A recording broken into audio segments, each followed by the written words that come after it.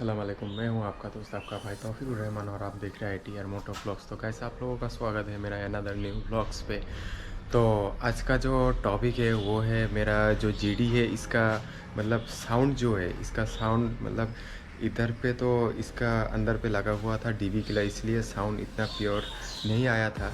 तो इसको मैं हटा के इसका ओरिजिनल जो साउंड है वो मैं आप लोगों को सुनाने वाला हूँ। तो ये रहा मेरा जीडी और इसका जो डीबी किलर है कि इसका जो ये डीबी किलर है, डीबी किलर मैंने खोल के रख दिया, अभी खोला मैंने इसका। तो मैं इसका जो साउंड है वो मैं आप लोगों को प्योर साउंड में आप लोगों को सुनाऊंगा।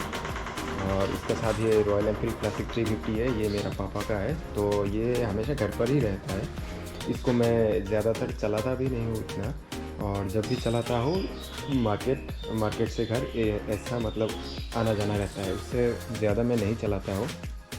और ये रहा मेरा 4 व्हीलर।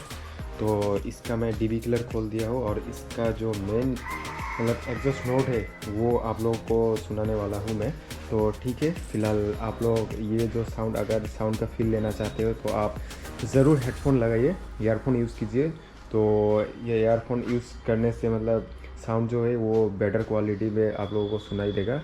तो ठीक है, मिलते हैं अपने बाइक पे।